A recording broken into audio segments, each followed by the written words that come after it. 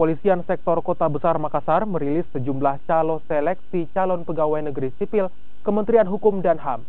8 tersangka ini diamankan dan 7 orang lainnya masih dalam pengejaran polisi. Seorang tersangka masih tergolong sebagai ASN aktif di Dinas Koperasi dan UKM. 2 tersangka joki tes calon pegawai negeri sipil Kementerian Hukum dan HAM Provinsi Sulawesi Selatan ini tak berdaya. Satu di antara tersangka adalah pegawai negeri sipil di lingkup Dinas Koperasi Pemerintah Kota Makassar. Para joki ini dibayar 10 hingga 40 juta rupiah per orang jika lulus.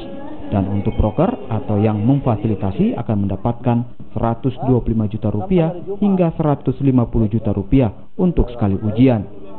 Terbongkarnya praktek pencaloan ini berawal dari pelaku pengguna jasa calo yang telah berkomunikasi dengan pihak broker atau fasilitator untuk mencarikan calo tes CPNS. Dan saat dilakukan verifikasi, petugas kepolisian dan petugas jaga curiga dengan foto yang berada di kartu ujian dan fisik peserta CPNS. Dari tangan tersangka, pihak kepolisian mengamankan kartu ujian palsu, KTP, dan juga kartu anggota alumni salah satu perguruan tinggi negeri di Yogyakarta. Jadi peran daripada kedua pelaku ini, merekalah yang membuat identitas palsu.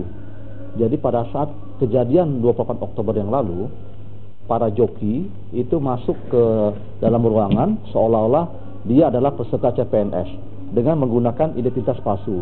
Contoh ya, antara ini ya, mohon maaf ya saya tunjukkan, ini adalah kartu pada saat mereka akan memasuki tempat ujian CPNS ya, ini adalah kartunya.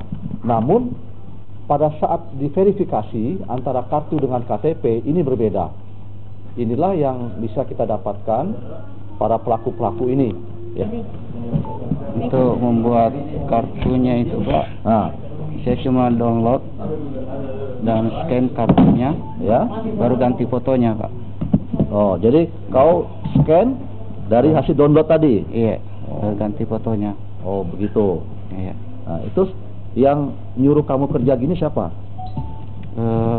Ini ada broker minta bilang tolong bantu, ada keluarga mau ikut PNS. Siapa tahu bisa dibantu. Broker dari mana brokernya? Dari Parepare Pak. Dari Parepare brokernya. Iya. Kau sudah kenal dengan brokernya? Iya, kenal. Hingga saat ini sudah 8 orang diamankan oleh pihak kepolisian. Pihak kepolisian terus mengejar lagi 7 orang DPO yang sudah diketahui identitasnya, dan sebagian berada di luar kota Makassar. Untuk para tersangka dijerat dengan pasal 263 terkait surat palsu dengan ancaman hukuman maksimal 6 tahun penjara. Rama Pratama, Kompas TV.